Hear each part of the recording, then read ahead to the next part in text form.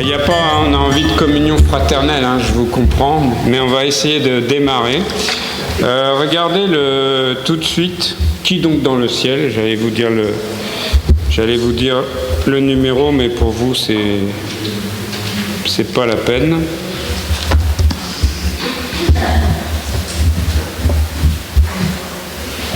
Alors, par contre, ouais.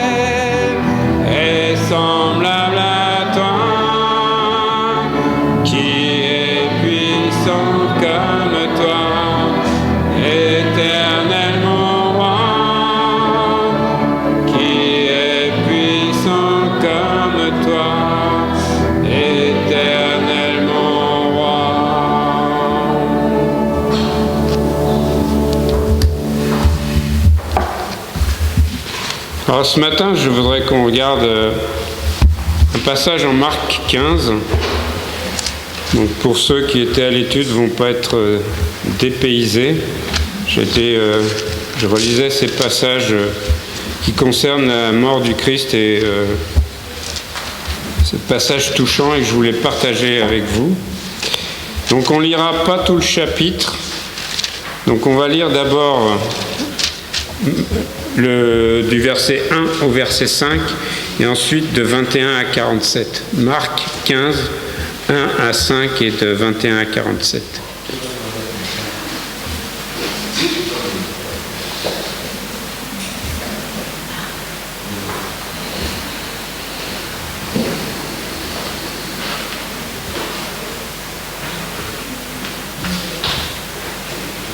Dès le matin, les principaux sacrificateurs tinrent conseil avec les anciens et les scribes, et tous les sondèrent. Après avoir lié Jésus, ils l'emmenèrent et le livrèrent à Pilate. Pilate interrogea: Es-tu le roi des Juifs?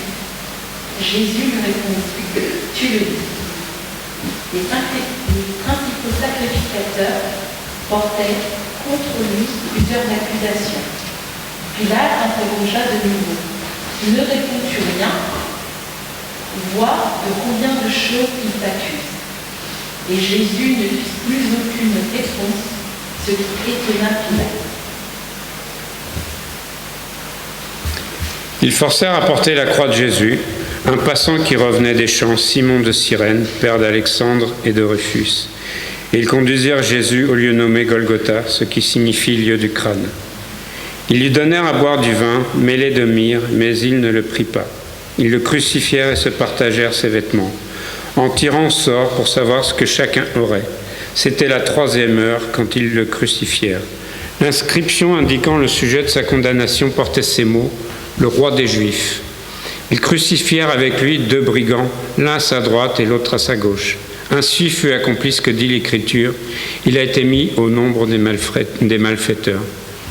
Les passants l'injuriaient et secouaient la tête en disant « Hé, toi qui détruis le temple et qui le rebâtis en 3 jours, sauve-toi toi-même en descendant de la croix. » Les principaux sacrificateurs aussi, avec les scribes, se moquaient entre eux et disaient « Il a sauvé les autres et il ne peut se sauver lui-même. » Que le Christ, le roi d'Israël, descende maintenant de la croix, afin que nous voyions et que nous croyions. Ceux qui étaient crucifiés avec lui l'insultaient aussi. La 6e heure étant venue, il y eut des ténèbres sur toute la terre jusqu'à la 9e heure. Et à la 9e heure, Jésus cria d'une voix forte, « Eloi, Eloi, lama sabachthani », ce qui signifie « Mon Dieu, pourquoi m'as-tu abandonné ?» Quelques-uns de ceux qui étaient là l'ayant entendu dire « Voici, il appelle Élie ».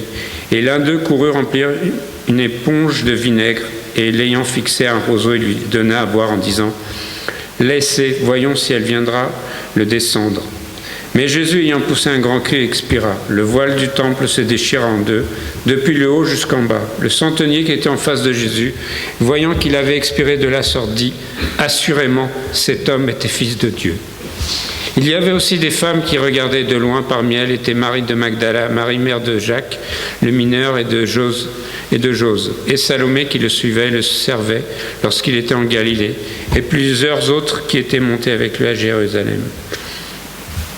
Le soir étant venu, comme c'était la préparation, c'est-à-dire la veille du sabbat, arriva Joseph d'Arimathée, conseiller de distinction qui lui-même attendait aussi le royaume de Dieu. Il osa se rendre vers Pilate pour demander le corps de Jésus. Pilate s'étonna qu'il soit mort si tôt. Il fit venir le centenier et lui demanda s'il était mort depuis longtemps. S'en étant assuré par le centenier, il donna le corps à Joseph. Et Joseph, ayant acheté un linceul, descendit Jésus de la croix, l'enveloppa du linceul et le déposa dans un sépulcre taillé dans le roc. Puis il roula une pierre à l'entrée du sépulcre. Marie de Magdala et Marie mère de Jose regardaient où on le mettait. Prions. Oui, Seigneur, tu es vraiment mort pour nous, Seigneur, mort pour nos péchés. Merci pour ces passages qui nous rappellent cela, Seigneur, qui nous rappellent combien tu as fait pour nous, combien tu as sacrifié pour nous sauver, chacun d'entre nous individuellement, parce que tu nous aimes chacun individuellement, Seigneur. Tu veux que chacun d'entre nous soit sauvé et ait accès, Seigneur, à toi.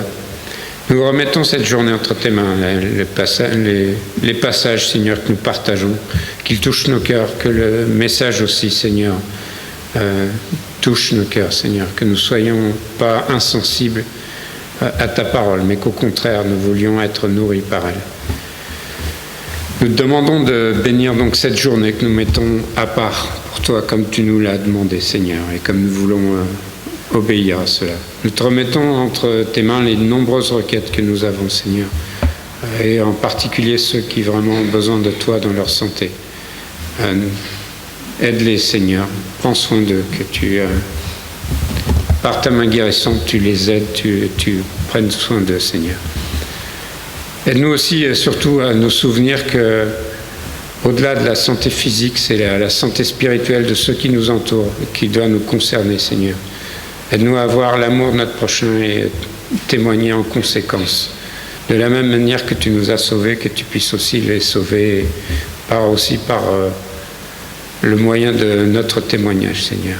Merci pour ton amour, Seigneur. Merci pour la possibilité d'être dans ta maison librement. Amen.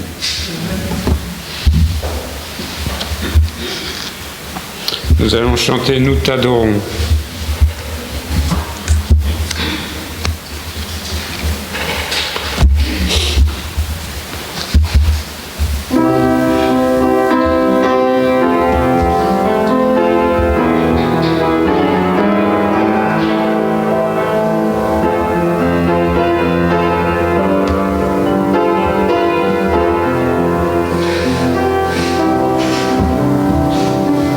Donnez-moi juste 2 minutes.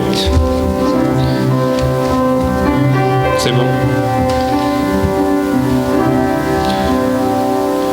Nous t'adorons, nous t'aimons, tendre Père, glorifie ton nom sur la terre.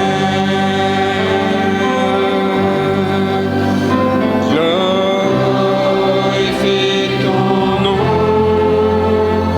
glorifie ton nom,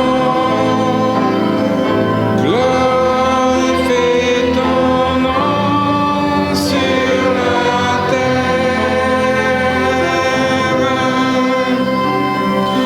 Nous t'adorons, nous t'aimons, ô Jésus. Glorifie ton nom dans nos vies. Glorifie ton nom, glorifie ton nom, glorifie ton nom dans nos vies.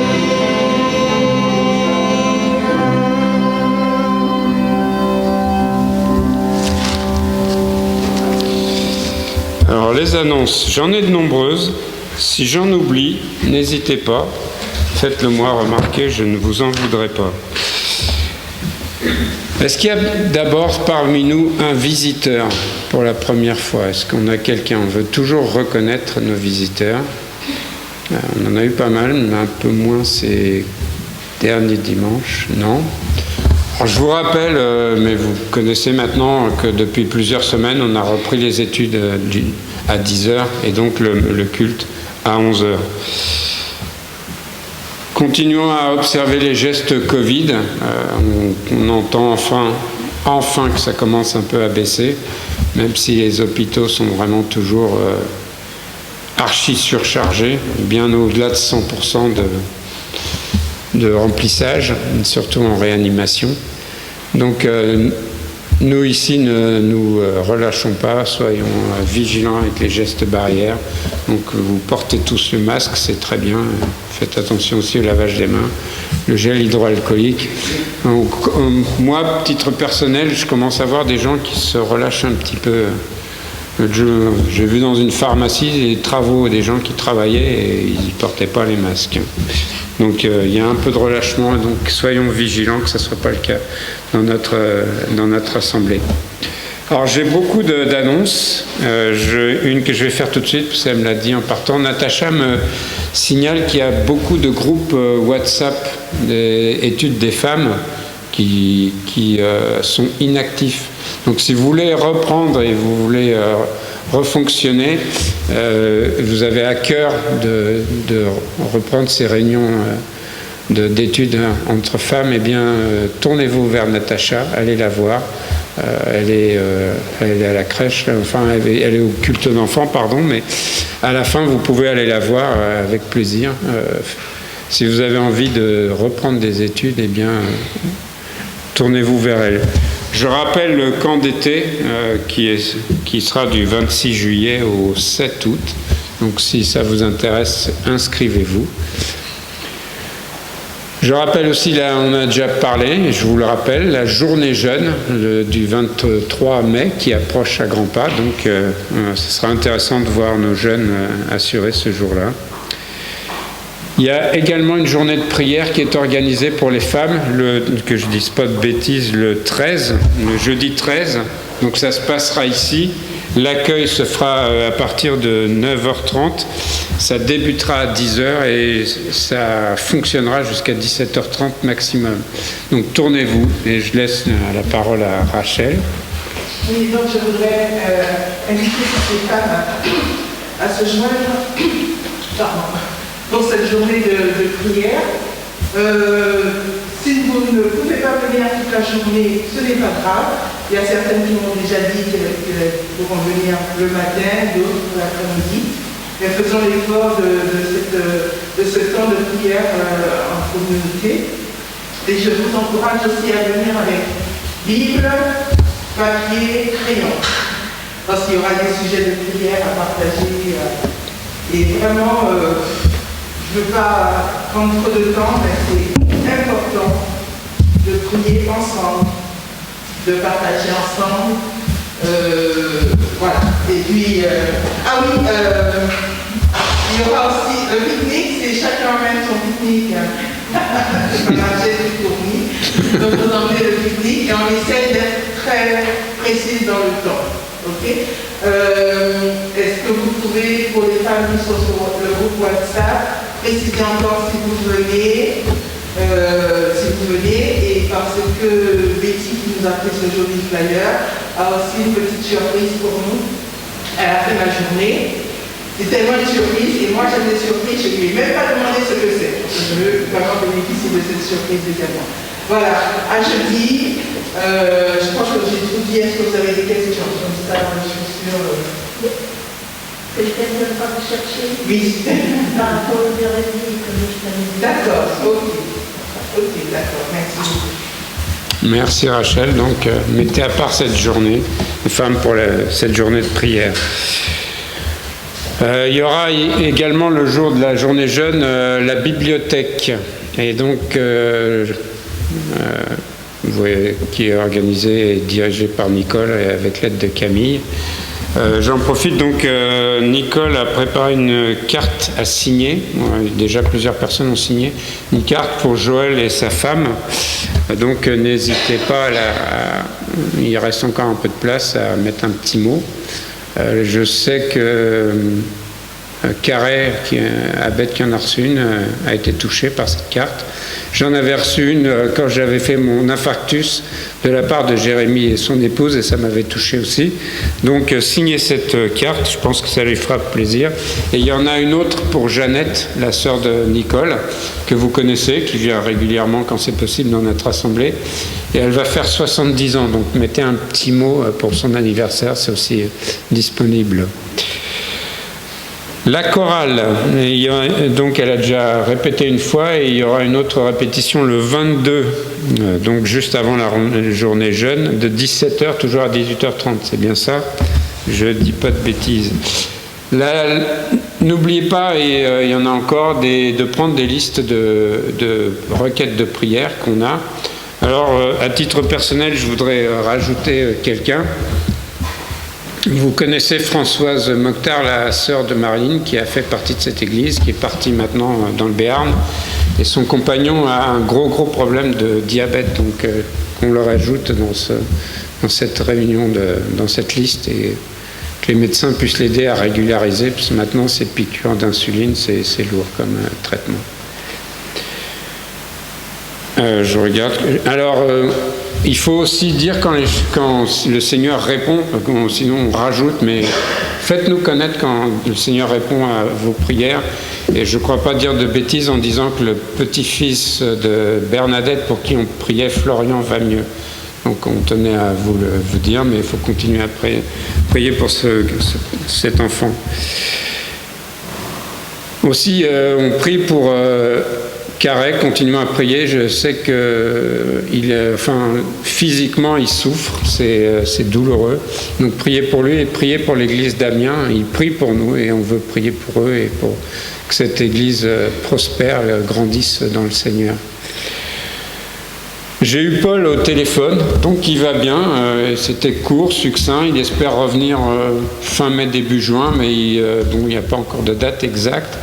Et il en a profité pour vous saluer. Donc en son nom, je vous salue de sa part. Il pense à nous. Il a appelé le jour de l'anniversaire de Marlene, donc je ne sais pas s'il a un pense-bête, mais il y a des choses qu'il n'oublie pas et c'était une bonne surprise. Est-ce que j'oublie quelque chose? Elles étaient nombreuses, les requêtes. Est-ce qu'il y a quelque chose? Oui, Marie-Jeanne. Il y a aussi une carte pour Jean et... Elle est là où on peut... Tu la mets pour qu'on la mette un petit mot, sachant qu'on espère le voir bientôt, qu'il va venir. Donc, est-ce que j'oublie autre chose? Oui, Wesley. Samedi à 15h pour les jeunes qui font partie de l'équipe Orange pour préparer la journée de l'année. Et également l'équipe Sono pour pouvoir commencer à préparer l'équipe. D'accord, vous avez entendu les jeunes qui participent ou à la Sono ou à l'équipe Louange, samedi prochain, 15h répétition, c'est ça? Oui. Donc notez et venez. Autre chose? Non, parce que si on a fait le tour. Pardon? Oui, alors je voulais en faire une surprise, je voulais le... Bon, ça ne sera pas une surprise.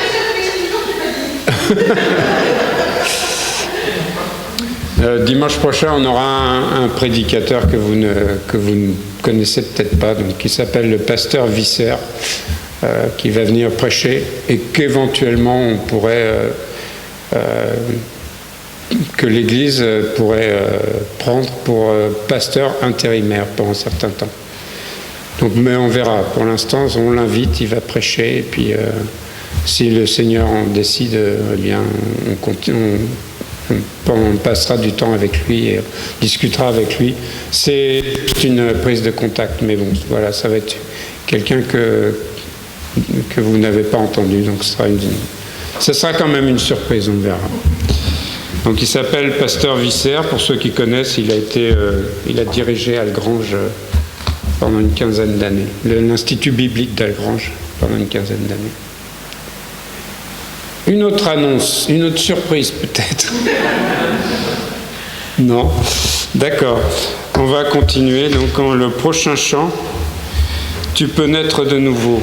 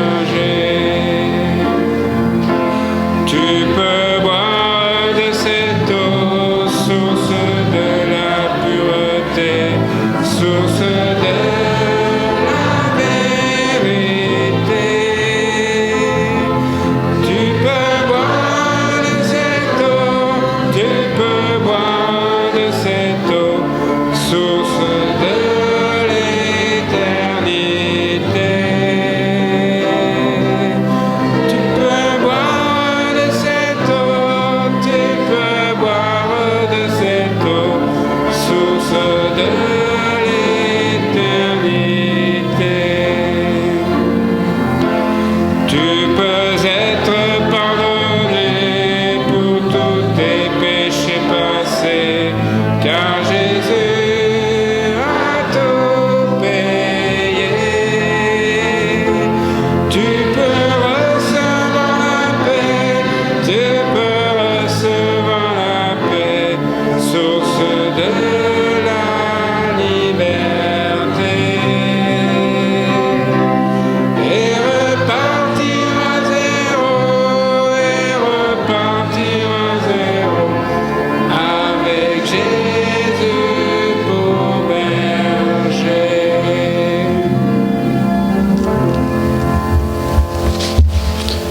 comme on fait ces derniers temps, on essaie d'introduire des nouveaux chants. Donc on va vous en introduire un, mais à titre personnel, je ne le connais pas. Donc je vais passer le relais à notre prédicateur de ce matin, Cyril.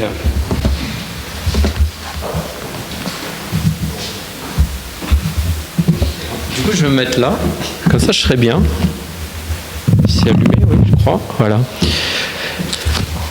Alors, Thiago dit que je lui tends des pièges parce que je fais des chants qu'il ne connaît pas. Alors, j'assume, je viens.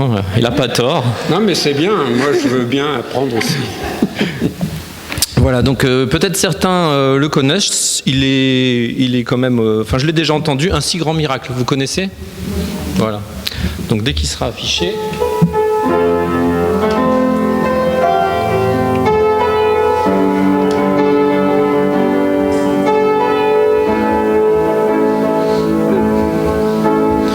Dieu, quel amour pour moi, quelle patience, tu as conduit vers toi mon ignorance. Comment pouvais-je alors saisir ce que ton cœur voulait m'offrir? Un si grand miracle, un don si précieux, ta mort à la Pâque nous ouvre les yeux,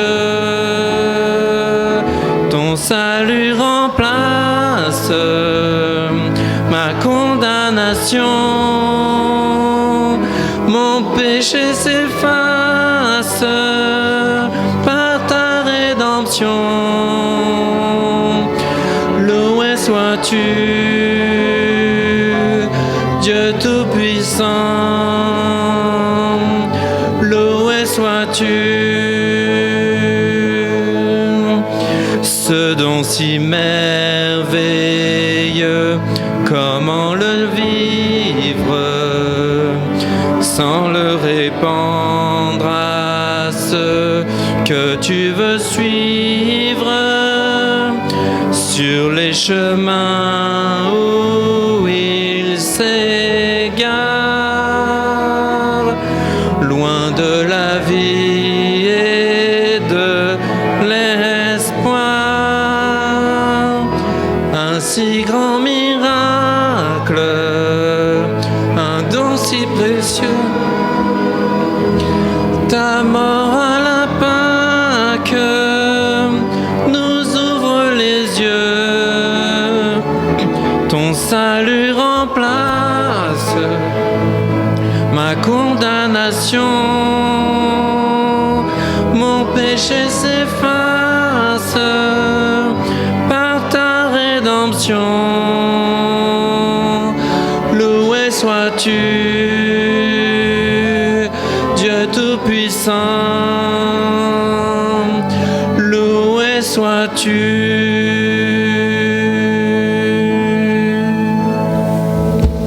Merci.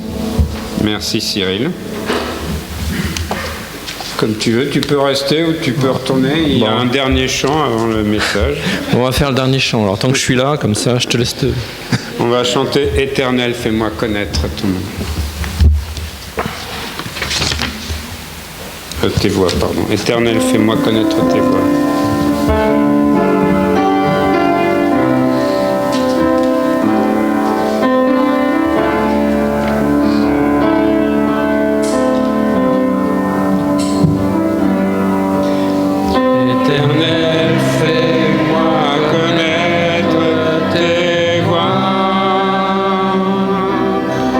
Enseigne-moi tes sentiers.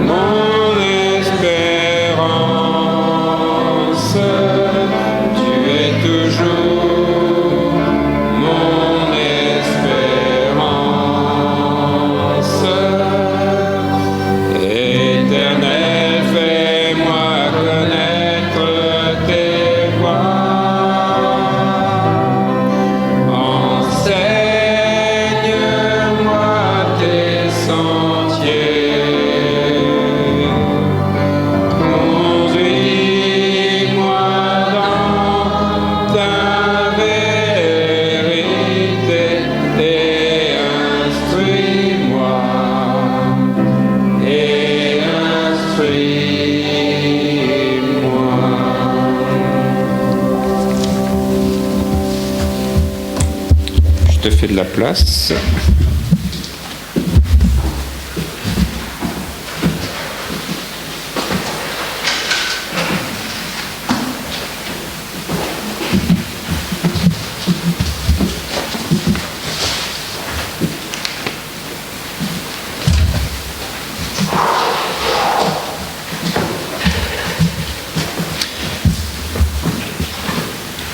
Voilà, alors je ramène mes affaires parce que je ne connais pas tout de tête en fait.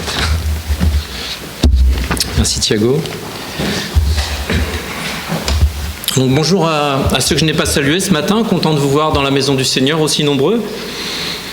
Continuez, comme nous l'avons dit, de prier pour nos malades, ceux qui ont des soucis de santé. Notre frère Carré, vous l'avez entendu, qui a apprécié la carte envoyée par notre assemblée. Notre pasteur a besoin donc de faire la demande d'un passeport français à l'ambassade française aux États-Unis, au Texas, et elle se trouve à Houston. Donc il y a 3 heures de route. Alors ce qui est un sujet de louange, c'est qu'apparemment l'administration américaine est plus rapide que la française. Donc il parlait d'une semaine, 15 jours pour le faire, mais il faut quand même qu'il y aille à 3 heures de route de sa maison. Voilà, donc il espère, comme le disait Thiago, venir fin mai, début juin, si c'est possible. Priez également pour la santé d'Alexis, pour les besoins qu'elle a, pour la santé des autres frères et sœurs. Je pense également à la santé de notre frère David, qui est ici. Priez également pour les familles de l'Église. La famille est une institution donnée par Dieu qui est puissante et importante, et de ce fait, elle subit sans cesse des attaques de l'ennemi. Donc priez pour les familles de l'Église également. Priez également pour l'avenir de notre assemblée, avec ou sans surprise, pour que notre Seigneur nous donne un pasteur selon sa volonté, pour nos dirigeants, les dirigeants des pays, les décisions qu'ils doivent prendre face au virus et à cette pandémie qui touche le monde entier. Et le Seigneur nous l'a annoncé, mais nous savons que les derniers temps s'approchent. Donc tenons-nous prêts en tant qu'enfants légitimes à son retour. Sa parole nous le dit dans Matthieu et Luc. Tenez-vous prêts, car le Fils de l'homme viendra à l'heure où vous n'y penserez pas. Ou encore dans l'évangile de Marc, veillez et priez, car vous ne savez quand ce temps viendra. Donc le passage que j'aimerais ce matin partager avec vous se trouve dans l'Ancien Testament, dans le livre de 1 Roi. Donc je vous laisse chercher le passage. 1 Roi, chapitre 19. À partir du verset 9. Alors nous allons parler ce matin d'un homme d'une grande foi, et plus particulièrement d'un prophète. Pendant que nous trouvons ce passage, nous allons remettre ces moments dans les mains du Seigneur par la prière.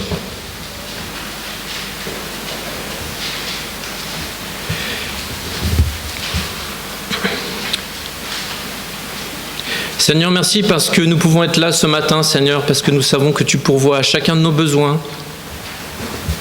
Parce que comme nous venons de le chanter, tu es le Dieu de notre salut, Seigneur.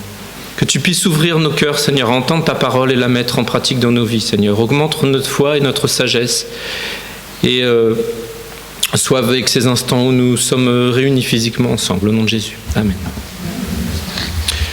Donc 1 Roi 19, du verset 9 à 21.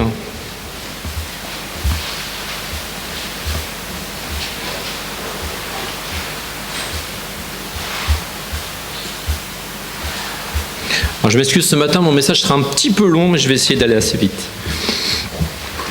Et là, il entra dans la caverne, et il y passa la nuit. Et voici la parole de l'Éternel lui fit adresser en ces mots. « Que fais-tu ici, Élie » Il répondit, « J'ai déployé mon zèle pour l'Éternel, le Dieu des armées, car les enfants d'Israël ont abandonné ton alliance, et ils ont renversé tes autels, et ils ont tué par l'épée tes prophètes. Je suis resté moi seul, et ils cherchent à m'ôter la vie. L'Éternel dit, « Sors et tiens-toi dans la montagne devant l'Éternel. » Et voici, l'Éternel passa. Et devant l'Éternel, il y eut un vent fort et violent qui déchirait les montagnes et brisait les rochers. L'Éternel n'était pas dans le vent. Et après le vent, ce fut un tremblement de terre. L'Éternel n'était pas dans le tremblement de terre. Et après le tremblement de terre, un feu. L'Éternel n'était pas dans le feu. Et après le feu, un murmure doux et léger. Quand Élie l'entendit, il s'enveloppa le visage de son manteau, il sortit et se tint à l'entrée de la caverne. Et voici, une voix lui fit entendre ces paroles. « Que fais-tu ici, Élie » Il répondit, « J'ai déployé mon zèle pour l'Éternel, le Dieu des armées, car les enfants d'Israël ont abandonné ton alliance. Ils ont renversé tes autels et ils ont tué par l'épée tes prophètes. Je suis resté moi seul et ils cherchent à m'ôter la vie. » L'Éternel lui dit, « Va, reprends ton chemin par le désert jusqu'à Damas, et quand tu seras arrivé, tu oindras Hazaël pour roi de Syrie. Tu oindras aussi Jéhu, fils de Nimshi, pour roi d'Israël. Et tu oindras Élisée, fils de Shaphat, d'Abel-Méholal, pour prophète à ta place. Et il arrivera que celui qui échappera à l'épée de Hazaël, Jéhu, le fera mourir, et celui qui échappera à l'épée de Jéhu, Élisée, le fera mourir. Mais je laisserai en Israël 7000 hommes, tous ceux qui n'ont point fléchi les genoux devant Baal et dont la bouche ne l'a point baisé. Élie partit de là, et il trouva Élisée, fils de Shaphat, qui labourait. Il y avait devant lui 12 paires de bœufs, et il était avec la 12e. Élie s'approcha de lui, et il jeta sur lui son manteau. Élisée, quittant ses bœufs, courut après Élie et dit « Laisse-moi embrasser mon père et ma mère, et je te suivrai. » Élie lui répondit « Va et reviens, car pense à ce que j'ai fait. » Après s'être éloigné d'Élie, il revint prendre une paire de bœufs qu'il offrit en sacrifice avec l'attelage des bœufs. Il fit cuire leur chair et la donna à manger au peuple. Puis il se leva, suivit Élie et fut à son service. Ce matin, donc, le Seigneur m'a mis à cœur de vous parler dans ce passage d'un prophète. Un prophète dont nous avons déjà entendu parler, nous avons entendu son nom sans vraiment le connaître ou connaître sa vie. Si nous étions dans un livre, nous parlerons de connaître sa biographie. On connaît bien le prophète Élie, dont il est question, surtout populaire parce qu'il a été enlevé sur la terre par Dieu sans connaître la mort. Mais ce matin, nous allons parler de son disciple, ou de son successeur, pourrions-nous dire. Nous allons parler du prophète Élisée. Ce prophète que je qualifierais, et c'est le titre de mon message ce matin, de prophète des miracles. En effet, nous allons voir au cours des différents passages que Dieu lui a permis de faire de nombreux miracles tout au long de sa vie, et même alors qu'il était mort, car pour sa part, il n'a pas été enlevé de son vivant comme son maître. Tout d'abord, en introduction, regardons le contexte de ce passage dans le livre des Rois et le contexte de la vie d'Élisée. Élie, le prophète, prend donc la fuite, il est en cavale, pourrions-nous dire, comme un voleur, pour sauver sa vie. Et il s'adresse à Dieu à 2 reprises avec le même texte et lui expose la situation. Versets 9 à 13, et ce n'est pas une erreur d'impression, ces mêmes paroles apparaissent 2 fois. « Que fais-tu ici, Élie » 2 fois Élie répond « J'ai déployé mon zèle pour l'Éternel, le Dieu des armées, car les enfants d'Israël ont abandonné ton alliance.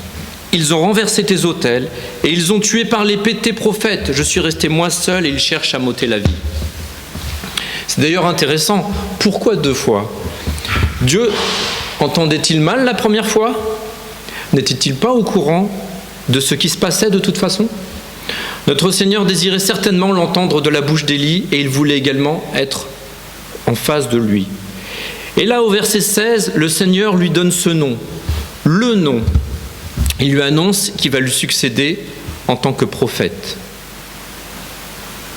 Il s'appelle Élisée.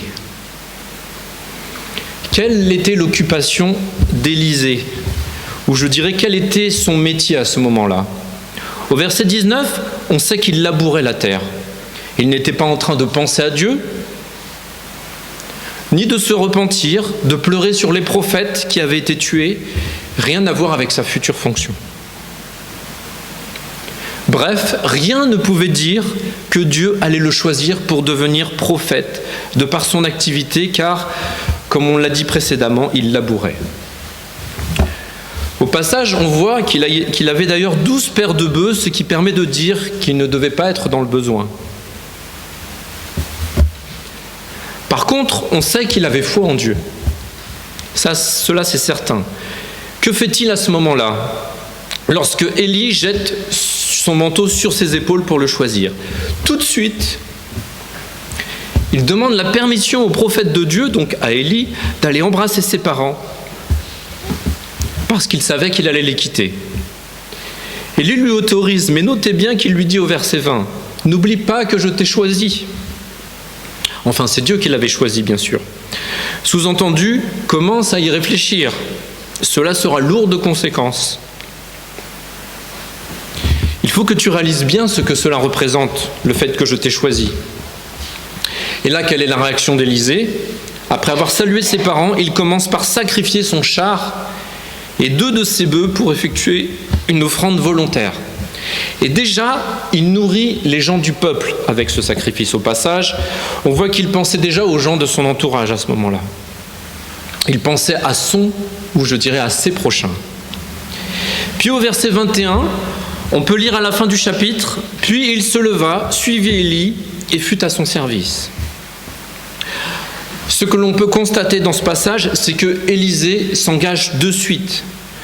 On voit ici un signe d'engagement immédiat, un engagement démesuré envers Élie, un signe d'obéissance à Dieu et à son prophète, mais aussi un signe de sacrifice de sa personne. Il n'a pas perdu de temps avant d'obéir. Il ne s'est pas éloigné pour prendre le temps de réfléchir. Il n'a pas fait une liste des pour et des contre. Pourquoi j'irai finalement suivre Élie et je laisserai tous mes biens et mes parents et ma famille? Il ne s'est pas dit, mais si je dis oui à Élie, je vais quitter ma famille, je risque de ne plus les revoir, je risque de vivre sans tous les biens que j'ai. Peut-être serai-je persécuté en tant que nouveau prophète. Peut-être en voudra-t-on à ma vie, peut-être vais-je mourir. Il n'a pas pris de précautions. On voit ici que le futur prophète a immédiatement répondu à l'appel de Dieu à travers d'Élie. Il laisse tout derrière lui pour suivre sa volonté, la volonté de Dieu, sa volonté, la volonté de son Créateur, et en particulier pour suivre et obéir à celui que nous pourrions qualifier de son mentor, le prophète Élie. On constate donc ici que cet engagement démesuré de Élisée, et ce sera le premier point que nous soulignerons ce matin, cet engagement montre que le prix pour suivre Dieu est très grand. Mais ne pas le suivre peut avoir des conséquences plus importantes encore. Élisée a brûlé sa charrue, il a tué ses bœufs, abandonné l'héritage de sa famille, il a abandonné tout ce qu'il connaissait, tout ce qu'il aimait. Élisée nous montre ici que parfois, pour avancer vers ce que Dieu veut pour nous dans nos vies, nous devons nous éloigner de notre sécurité, de notre confort, parce que notre engagement envers Dieu doit être immédiat et total, comme il était pour Élisée. Par la suite, à partir de 2 Rois chapitre 2, nous constatons une nouvelle fois le dévouement d'Élisée, au prophète Élie, à Dieu, à sa nouvelle fonction.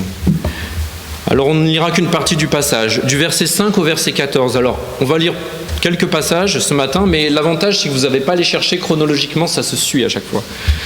Donc 2 Rois 2, versets 5 à 14. Les fils des prophètes qui étaient à Jéricho s'approchèrent d'Élisée et lui dirent : « Sais-tu que l'Éternel enlève aujourd'hui ton maître au-dessus de ta tête ?» Et il répondit : « Je le sais aussi, taisez-vous. » Et Élie lui dit : « Reste ici, je te prie, car l'Éternel m'envoie au Jourdain. » Il répondit : « L'Éternel est vivant, et ton âme est vivante, je ne te quitterai point. » Et ils poursuivirent tous deux leur chemin. 50 hommes d'entre les fils des prophètes arrivèrent et s'arrêtèrent à distance vis-à-vis, et eux deux s'arrêtèrent au bord du Jourdain. Alors Élie prit son manteau, le roula, en frappa les eaux, qui se partagèrent çà et là, et ils passèrent tous deux à sec. Lorsqu'ils surent passés, Élie dit à Élisée, « Demande ce que tu veux que je fasse pour toi avant que je ne sois enlevé d'avec toi. » Élisée répondit, « Qu'il y ait sur moi, je te prie, une double portion de son esprit. » Élie dit, « Tu demandes une chose difficile, mais si tu me vois pendant que je serai enlevé d'avec toi, cela t'arrivera ainsi, sinon cela n'arrivera pas. » Comme il continuait à marcher en parlant, voici un char de feu et des chevaux de feu les séparèrent l'un de l'autre. Et Élie monta au ciel dans un tourbillon. Élisée regardait et criait, « Mon père, mon père !» Char d'Israël et sa cavalerie, et il ne le vit plus. Saisissant alors ses vêtements, il les déchira en 2 morceaux, et il releva le manteau qu'Élie avait laissé tomber, puis il retourna et s'arrêta au bord du Jourdain. Il prit ce manteau qu'Élie avait laissé tomber, et il en frappa les os et dit, « Où est l'Éternel, le Dieu d'Élie ?» Lui aussi, il frappa les os qui se partagèrent çà et là, et Élisée passa. Nous ne l'avons pas lu, mais Élie doit partir tout d'abord, donc le mentor Élie doit tout d'abord partir à Béthel, puis après il doit partir à Jéricho, et enfin au Jourdain. Et Élisée, que préfère-t-il faire? Il préfère suivre Élie, à 3 reprises, au lieu de rester là où Élie lui demande. Alors on pourrait dire qu'il n'écoutait plus son maître à ce moment-là, mais quelle était la raison invoquée par Élie? Il lui demandait de rester, car l'Éternel m'envoie à Béthel, puis l'Éternel m'envoie à Jéricho, et l'Éternel m'envoie au Jourdain. Élisée, en fait, préférait suivre son mentor, être au plus près de Dieu, ne faire qu'un avec son maître sans jamais le quitter.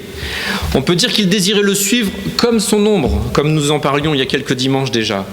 Ne rien rater de ce qui lui arriverait lors de son enlèvement, l'enlèvement d'Élie. Une fois de plus, l'engagement démesuré d'Élisée envers Dieu était continuel et total. En effet, avant qu'Élie ne soit enlevé au ciel, celui-ci fut appelé par Dieu à visiter Béthel, Jéricho et le Jourdain et demanda à Élisée de rester derrière.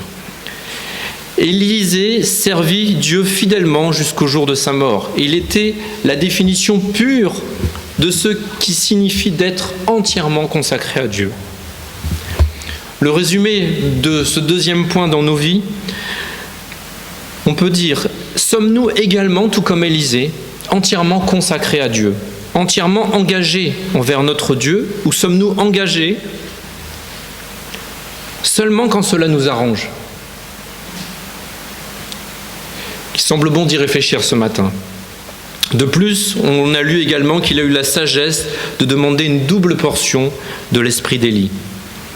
Que le Seigneur puisse nous donner également la sagesse dans nos vies et pour les décisions que nous prenons au quotidien. 3e passage. Alors le 3e passage, on est toujours dans 2 Rois chapitre 2, du verset 19 au 22, soit un petit peu plus loin. Et là, on va parler du premier miracle, hormis le miracle que Élisée avait reproduit en partageant les eaux à l'aide du manteau d'Élie.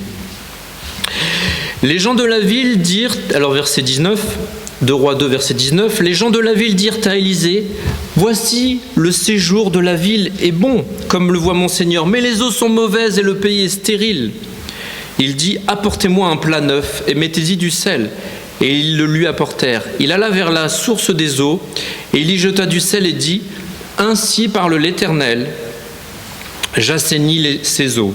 Il n'en proviendra plus ni mort, ni stérilité. » Et ces eaux furent assainies jusqu'à ce jour, selon la parole qu'Élisée avait prononcée. On voit donc ici le premier miracle de ce jeune prophète. Il purifie de l'eau pour le peuple de Jéricho, et il aide, encore une fois, ceux qui en ont besoin.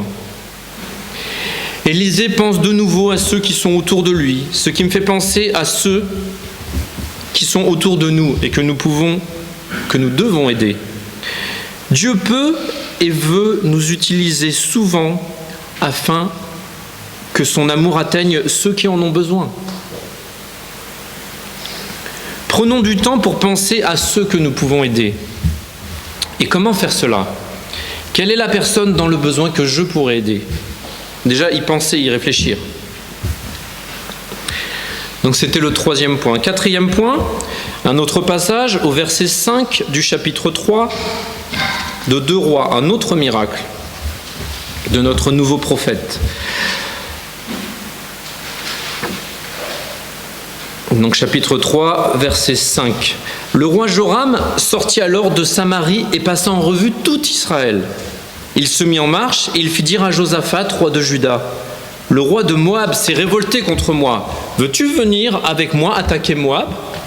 Josaphat répondit, « J'irai moi comme toi, mon peuple comme ton peuple, mes chevaux comme tes chevaux. » Et il dit, « Par quel chemin monterons-nous » Joram dit, « Par le chemin du désert d'Édom. » Le roi d'Israël, le roi de Juda et le roi d'Édom partirent, et après une marche de 7 jours, ils manquèrent d'eau pour l'armée et pour les bêtes qui la suivaient.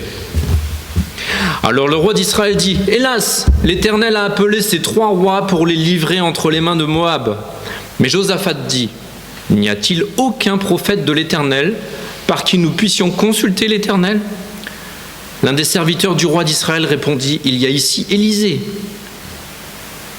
fils de Shaphnat, qui versait l'eau sur les mains d'Élie. » Maintenant on saute jusqu'au verset 15 pour ne pas prendre trop de temps.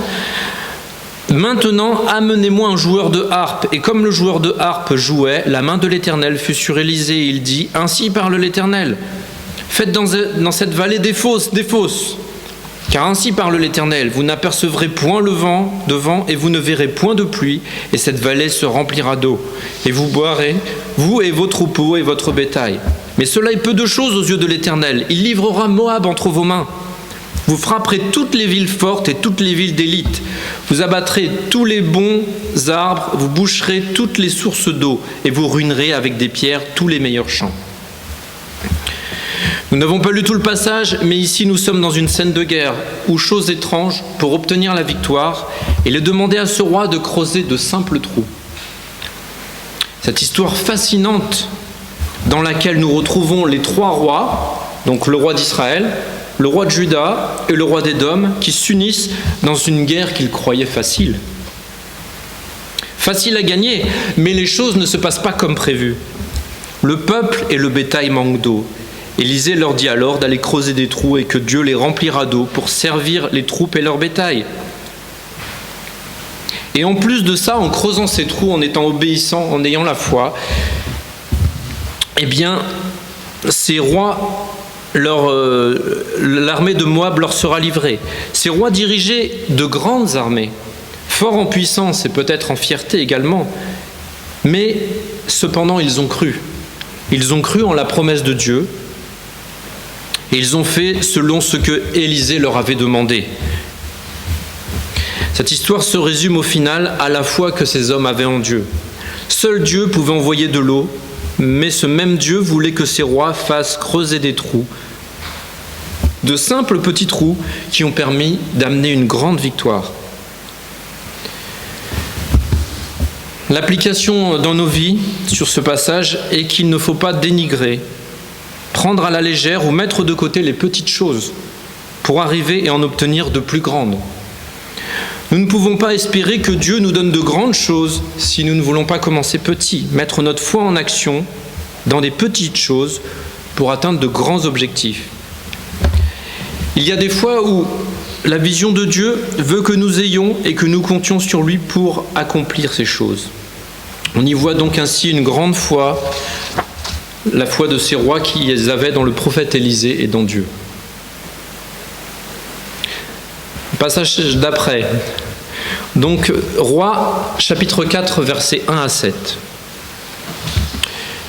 Une femme d'entre les femmes des fils des prophètes cria à Élisée en disant « Ton serviteur, mon mari est mort. Et tu sais que ton serviteur craignait l'Éternel. Or le créancier est venu pour prendre mes 2 enfants et en faire ses esclaves. » Élisée lui dit « Que puis-je faire pour toi ? Dis-moi, qu'as-tu à la maison ?» Elle répondit « Ta servante n'a rien du tout à la maison, juste un vase d'huile. » Et il dit « Va demander au dehors des vases chez tous tes voisins, des vases vides, et n'en demande pas un petit nombre. Quand tu seras rentré, tu fermeras la porte sur toi et sur tes enfants. Tu verseras dans tous ces vases et tu mettras de côté ceux qui seront pleins. » Alors elle le quitta, elle ferma la porte sur elle et sur ses enfants. Il lui présentait les vases et elle versait. Lorsque les vases furent pleins, elle dit à son fils « Présente-moi encore un vase. » Mais il lui répondit « Il n'y a plus de vase. » Et l'huile s'arrêta. Elle alla le rapporter à l'homme de Dieu et il dit « Va vendre l'huile et paie ta dette. et tu vivras, toi et tes fils, de ce qui te restera. Ce passage nous parle du miracle des vases vides, du vase vide.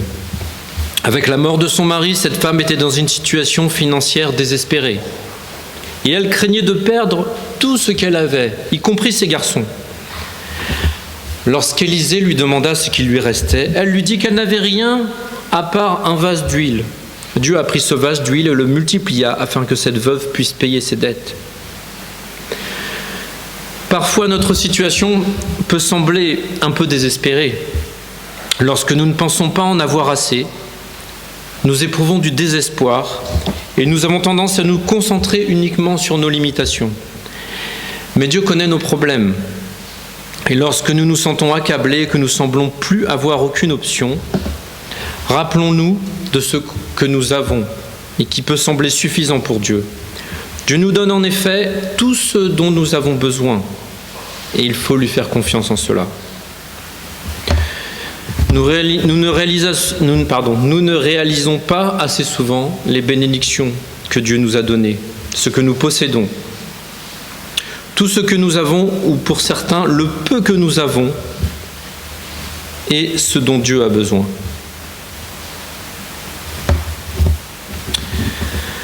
Un autre passage donc dans le 4e chapitre de 2 Rois, verset 8. Un jour, Élisée passa par Sunem, passage célèbre. Il y avait là une femme de distinction qui le pressa d'accepter à manger. Et toutes les fois qu'il passait, il se rendait chez elle pour manger. Elle dit à son mari, « Voici, je sais que cet homme qui passe toujours chez nous est un saint homme de Dieu. Faisons une petite chambre haute avec des murs et mettez-y pour lui un lit, une table, un siège et un chandelier afin qu'il s'y retire quand il viendra chez nous. » Élisée étant revenu à Sunem, se retira dans la chambre haute et y coucha. Il dit à Géasi, son serviteur, « Appelle cette Sunamite. » Géasi l'appela et elle se présenta devant lui. Et Élisée dit à Géasi, « Dis-lui, voici, tu nous as montré tout cet empressement. Que peut-on faire pour toi? Faut-il parler pour toi au roi ou au chef des armées ?» Elle répondit, « J'habite au milieu de mon peuple. » Et il dit, « Que faire pour elle ?» Géasi répondit, « Mais elle n'a point de fils et son mari est vieux. » Et il dit, « Appelle-la. » Géasi l'appela et elle se présenta à la porte. Élisée lui dit, « À cette même époque, l'année prochaine, tu embrasseras ton fils. » Et elle dit, « Non, mon Seigneur, homme de Dieu, ne trompe pas ta servante. » Cette femme devint enceinte et elle enfanta un fils à la même époque l'année suivante, comme Élisée lui avait dit. On voit ici que Élisée rencontre cette jeune femme sunamite qui a certes le sens de l'hospitalité, mais qui n'a pas d'enfant. Et par compassion pour elle, et dans un premier temps, Dieu lui donne un enfant par l'intermédiaire du prophète. Mais cette histoire n'est pas finie. La suite au chapitre 4, verset 28. Alors elle dit, « Ai-je demandé un fils à mon Seigneur? N'ai-je pas dit, ne me trompe pas ?» Et Élisée dit à Géasi, « Saint terrain, prends ton bâton dans ta main et pars. » En effet, ce fils que le Dieu lui avait donné était allongé sur un lit et est mort en fait. Je poursuis au verset 29. « Si tu rencontres quelqu'un, ne le salue pas, et si quelqu'un te salue, ne lui réponds pas. Tu mettras mon bâton sur le visage de l'enfant. La mère de l'enfant dit, « L'Éternel est vivant et ton âme est vivante, je ne te quitterai point. » Et il se leva et la suivit. Géasi, donc le serviteur d'Élisée, les avait devancés et avait mis le bâton sur le visage de l'enfant. Mais il n'y eut ni voix, ni signe d'attention. Il s'en retourna à la rencontre d'Élisée et lui rapporta la chose en disant « L'enfant ne s'est pas réveillé. »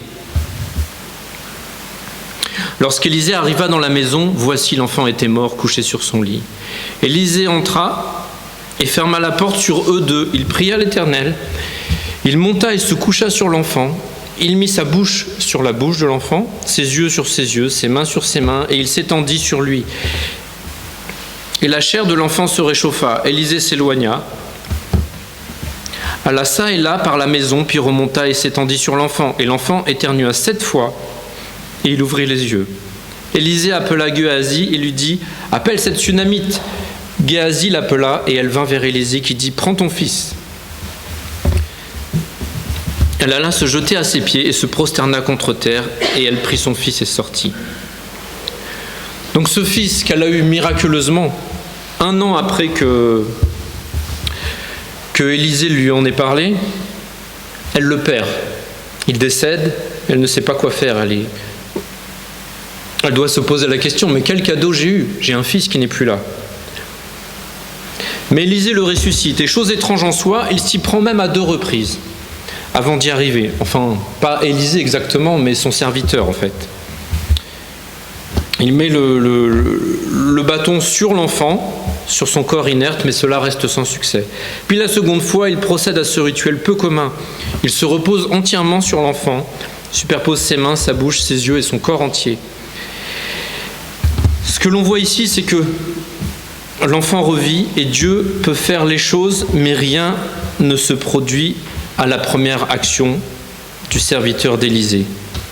Il avait pourtant la foi, mais ce miracle s'est produit par Élisée. En effet, si le serviteur d'Élisée n'avait pas eu la foi, il n'aurait pas mis le bâton à la place d'Élisée. Tout comme dans nos vies, il faut parfois être patient, car Dieu désire faire des choses, répondre à nos prières, mais c'est Dieu qui en est le pilote. Peut-être que notre Créateur a choisi un meilleur moment pour accomplir cette chose que nous lui demandons. Il ne faut donc pas se décourager, continuer à prier afin qu'il réponde à nos prières d'une meilleure manière et à un meilleur moment.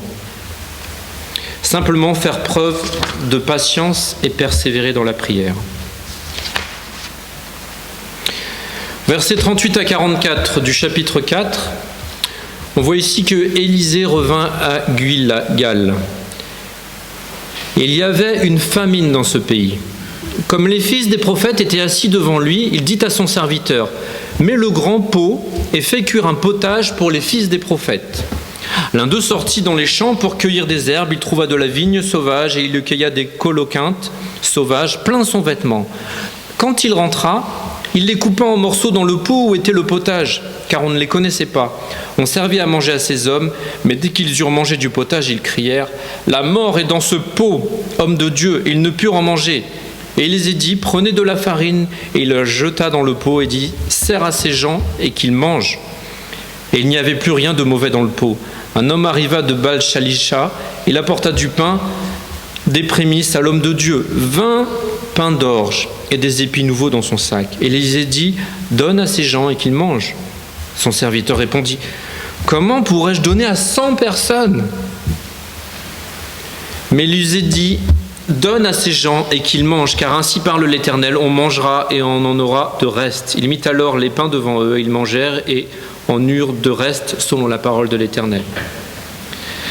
Cet autre récit nous parle d'une soupe qui est maudite, et Élisée répond une nouvelle fois aux besoins des autres, en assainissant tout d'abord cette soupe, puis par la suite en multipliant les pains pour pouvoir aux besoins des autres. Cette soupe maudite, c'est peut-être quelque chose qui peut être dans nos vies également. Un poison, ou plusieurs poisons qui nous empêchent d'être avec le Seigneur, de le suivre. Quelque chose qui est un frein à notre vie chrétienne. Peut-être il faut s'en séparer pour suivre le Seigneur. C'est quelque chose auquel il faut réfléchir.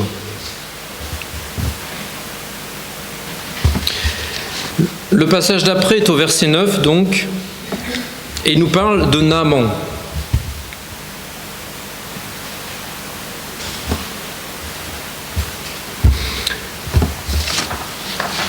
Alors, excusez-moi, j'avais pas pris le début du verset. Naaman vint avec ses... Excusez-moi, on va reprendre au verset 5, 1 plutôt, ça ira mieux. Naaman, chef de l'armée du roi de Syrie, jouissait de la faveur de son maître et d'une grande considération, car c'était par lui que l'Éternel avait délivré les Syriens. Mais cet homme fort et vaillant était lépreux. Or, les Syriens étaient sortis par troupes, et ils avaient emmené captive une petite fille du pays d'Israël qui était au service de la femme de Naaman. Et elle dit à sa maîtresse, « Oh, si mon Seigneur était auprès du prophète qui est à Samarie, le prophète le guérirait de sa lèpre. » Naaman alla dire à son maître, « La jeune fille du pays d'Israël a parlé de telle et telle manière. » Un petit peu plus bas au verset 9, Naaman donc vient sur les conseils de ses proches, vint avec ses chevaux et son char, et il s'arrête à la porte de la maison d'Élisée. Élisée lui fit dire par un messager, « Va et lave-toi 7 fois dans le Jourdain, ta chair deviendra saine et tu seras pur. » Mais Naaman fut irrité et il s'en alla en disant, « Voici, je me disais, il sortira vers moi. » Donc c'est un chef de l'armée, il faut bien avoir ça en tête. Il se dit, « Élisée sortira vers moi, il se présentera lui-même, il invoquera le nom de l'Éternel son Dieu, il agitera sa main sur la place et guérira le lépreux.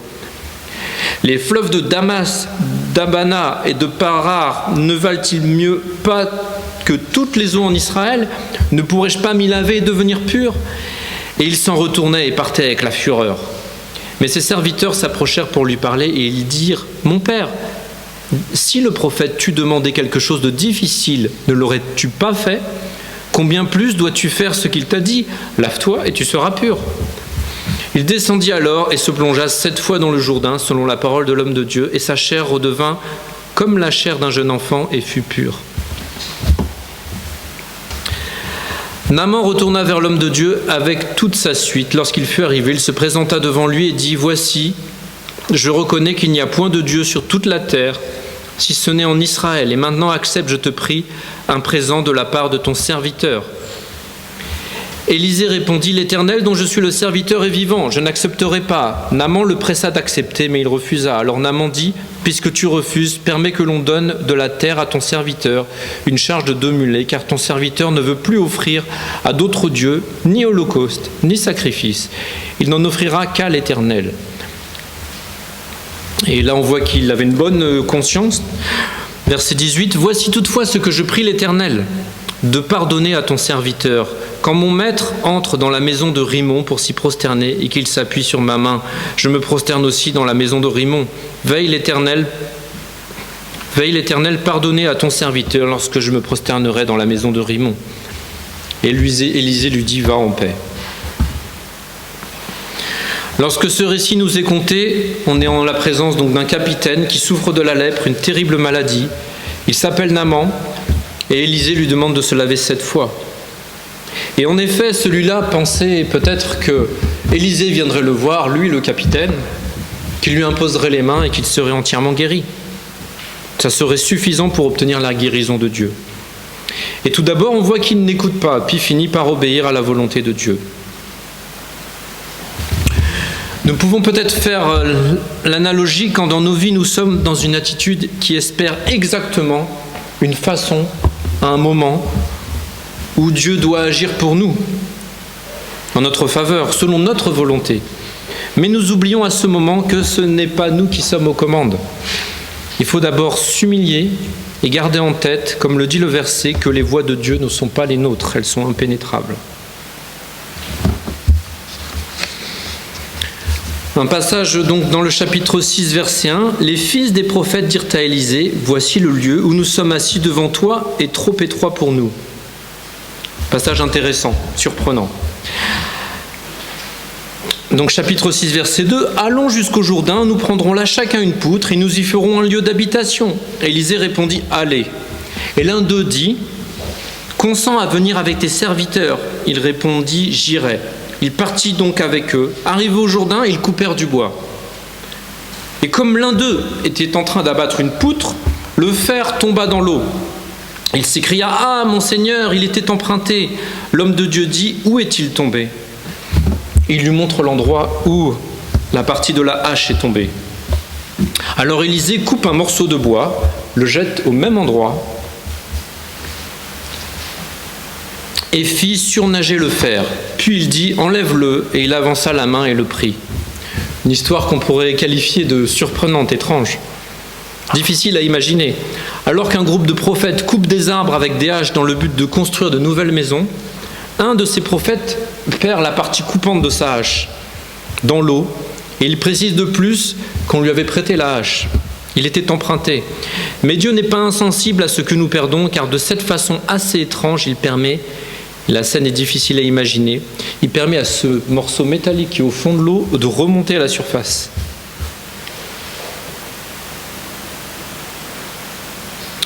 Peut-être que ce matin, nous avons perdu quelque chose, une bénédiction, une relation, la paix, une aisance financière, notre réputation. Mais Dieu peut nous aider à le retrouver. Nous pouvons repartir de l'endroit où nous nous sommes égarés du droit chemin et permettre à Dieu de nous remettre sur ce droit chemin.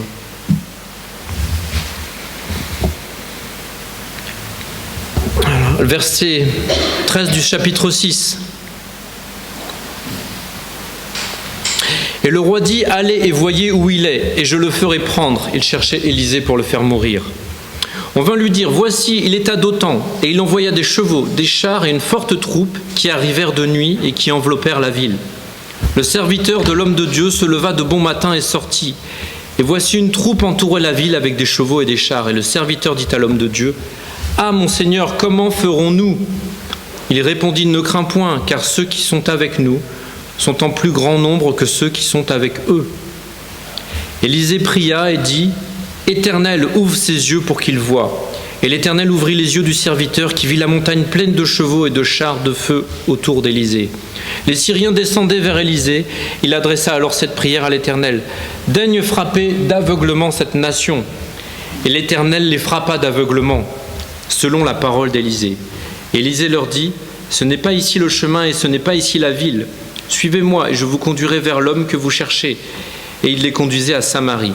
Lorsqu'il fut rentré dans Samarie, Élisée dit, Éternel, ouvre les yeux de ces gens pour qu'ils voient. Et l'Éternel ouvrit leurs yeux, et ils virent qu'ils étaient au milieu de Samarie. Le roi d'Israël, en les voyant, dit à Élisée, frapperai-je, mon père ?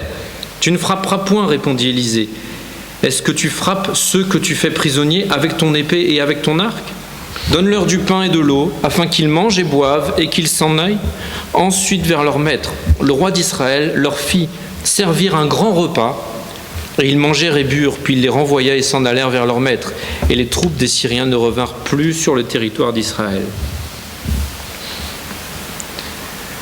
Dans ce passage, en amont de ce passage, Élisée, en fait, lors de cette bataille, il révèle à plusieurs reprises les plans d'attaque du roi de Syrie, contre lequel Israël est en guerre. Et lorsque ces plans échouent les uns après les autres, il y a quelqu'un, je dirais de l'équipe adverse, entre guillemets, qui va dire au roi, en fait, que Élisée annonce toutes ses techniques, ses stratégies pour faire la guerre. Alors il ne va pas se cacher auprès du roi ennemi, mais c'est Dieu qui lui permet de connaître toutes ses stratégies, à plusieurs reprises. Ce roi décide alors de mettre la main directement sur Élisée et de le faire capturer. Il envoie des chevaux, des chars de nuit qui entourent la ville pour mettre la main sur lui. C'est alors que les serviteurs d'Élisée prennent peur, mais quelle est la réponse d'Élisée alors ? Ne crains point, car ceux qui sont avec nous sont en plus grand nombre que ceux qui sont avec eux. Il paraît évident qu'il ne parlait pas de soldats ou d'êtres humains. C'est alors qu'en pleine nuit, les serviteurs d'Élisée aperçoivent alors clairement la montagne pleine de soldats. Et de plus, après une prière d'Élisée, ils frappent d'aveuglement tous ces gens qui les entourent. Et ils les conduisent à Samarie, tout en étant dans l'aveuglement. Et plutôt alors que de les mettre en pièces, alors qu'ils sont privés de leur vue, il prend soin d'eux et leur fait servir un grand repas avant qu'ils ne retournent dans leur pays. Quelle action, quel témoignage. Élisée, ou plutôt le serviteur d'Élisée, avait reçu la confiance dont il avait besoin pour répondre aux consignes de son maître. Nous avons aussi parfois besoin d'obtenir cette confiance et cette assurance plutôt que de douter.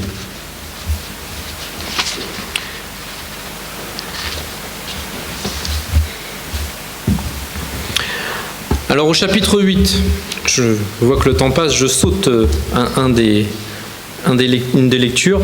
Donc au chapitre 8, et là c'est intéressant parce que si on était, je disais, dans une série, on pourrait dire c'est la saison 3, épisode 7. On va revoir la femme sunamite. 2 Rois 8, versets 1 à 6. Élisée dit à la femme dont il avait fait revivre le fils, « Lève-toi, va-t'en, toi et ta maison, et séjourne où tu pourras, car l'Éternel appelle la famine, et même elle vient sur le pays pour 7 années. » La femme se leva, et elle fit selon la parole de l'homme de Dieu. Elle s'en alla, elle et sa maison, et séjourna 7 ans au pays des Philistins.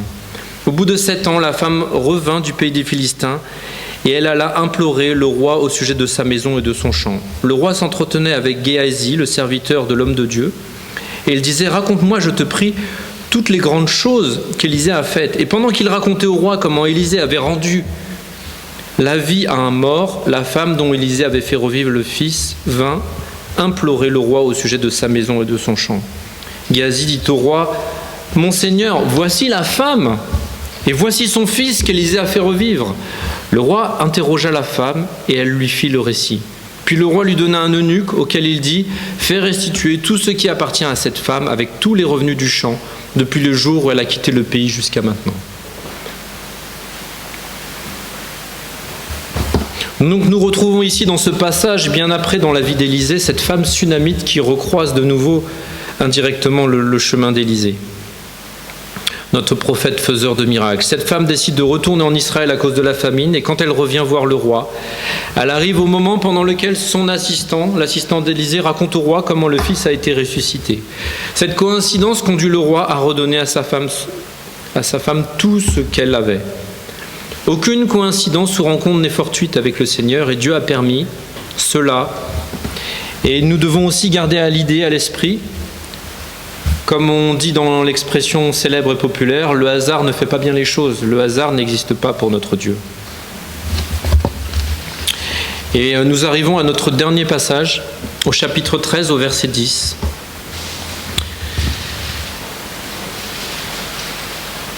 La 37e année de Joas, roi de Juda, Joas, fils de Joachaz, régna sur Israël à Samarie. Il régna 16 ans. Il fit ce qui est mal aux yeux de l'Éternel. Il ne se détourna d'aucun des péchés de Jéroboam, fils de Nébat, qui avait fait pécher Israël, et il s'y livra comme lui.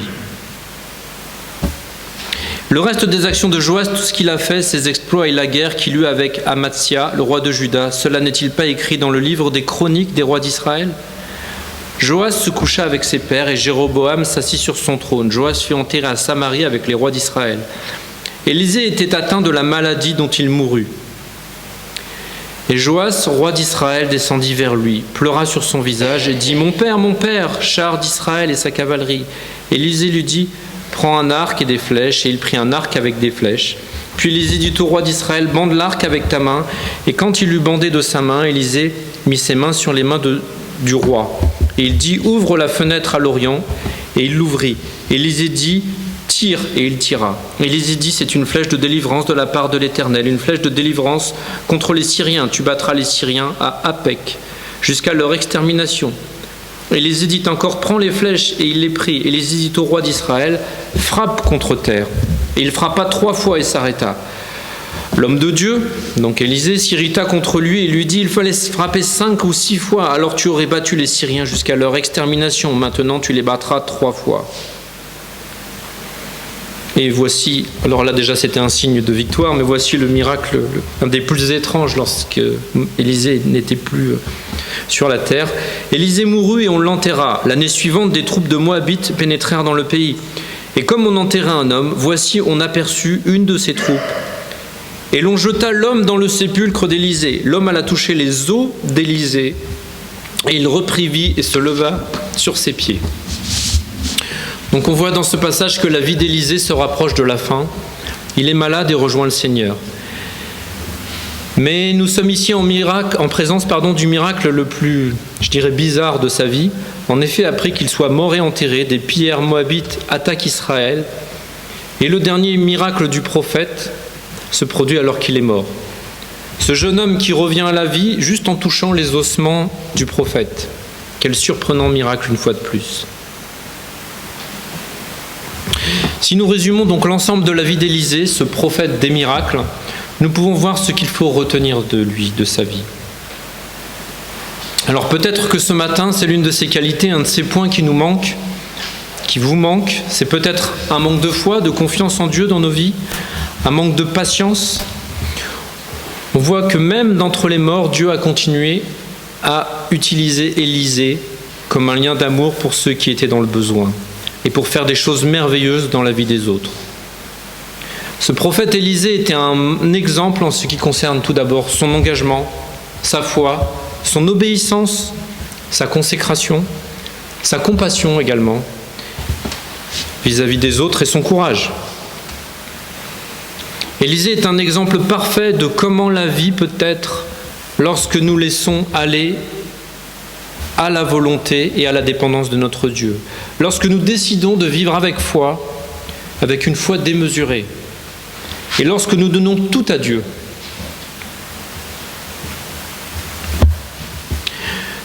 Lorsque nous lui donnons tout, celui-ci peut faire des choses merveilleuses que nous n'aurions jamais cru possibles dans nos vies. Mais bien sûr, cela dépend de nous. Quels pas devons-nous faire ce matin pour lui ressembler dans nos vies de chrétiens ?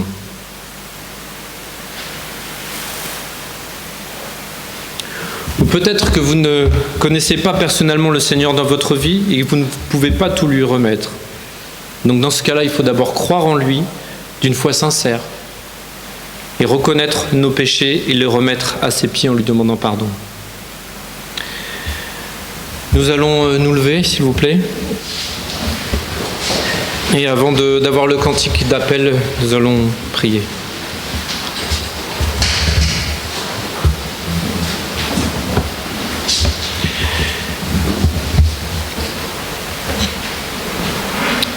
Oui, Seigneur, nous te louons tout d'abord de ton amour et de pouvoir faire partie de ta famille, être tes enfants, Seigneur.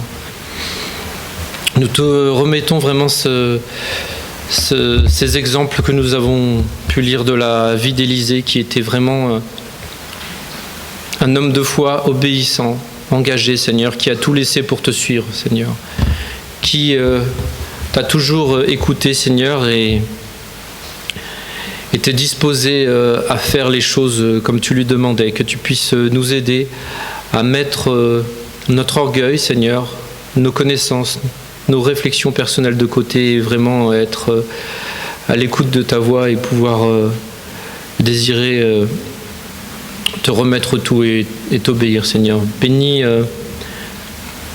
chacun ici, Seigneur, et donne-nous de te suivre à chaque instant. Au nom de Jésus-Christ. Amen.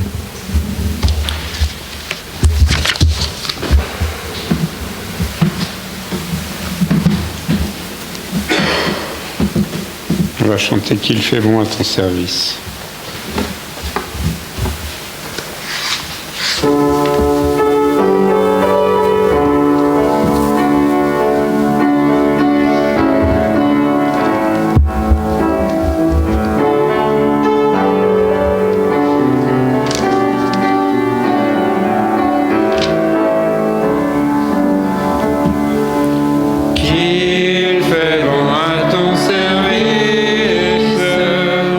Jésus mon sauveur.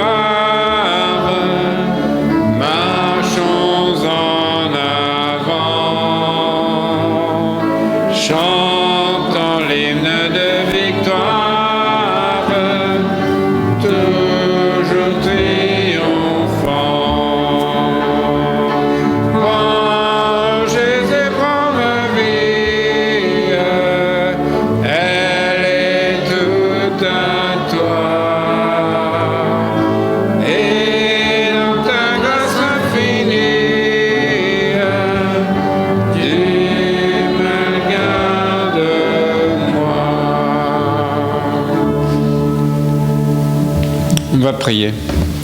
Oui, Seigneur, merci pour ces passages. Merci pour ta parole que nous pouvons librement étudier, Seigneur. Et merci pour les exemples de ces hommes que tu mets dans cette parole, et dans ta parole, et en particulier Élisée, son témoignage, sa foi, son envie et le fait qu'il t'ait suivi, Seigneur, sans douter, sans se dire je perds ceci, je perds cela, je perds des biens, je perds de la famille, je perds... Non, il a vu tout ce qu'il avait gagné en te servant, Seigneur. Et par cette foi, par cet engagement, on a vu tous les miracles qu'il a accomplis, parce qu'il s'est donné à toi, Seigneur. Aide-nous à faire de même. Aide-nous à tirer vraiment des principes et des envies de Seigneur de mieux te servir au travers de ces passages, au travers du témoignage d'Élisée, Seigneur, cet homme qui a tant fait pour toi et que tu as utilisé pour ta gloire, même après sa mort. Bénis-nous, Seigneur, aide-nous à ne pas être indifférents à ta parole, mais vraiment être enrichis par elle. Garde chacun maintenant cette semaine, sois avec ceux qui ont vraiment besoin de toi dans leur santé, Seigneur. Aide-nous aussi avec nos différents projets, et en particulier aussi la recherche d'un futur pasteur, Seigneur. Que tu bénisses cette Église. Bénis aussi notre pasteur qui est aux États-Unis. Prends soin de lui, ainsi que de son épouse. Au nom de Jésus. Amen. Alors, je vous le rappelle, même si vous connaissez, on peut utiliser les deux sorties. On va ouvrir. N'oubliez pas,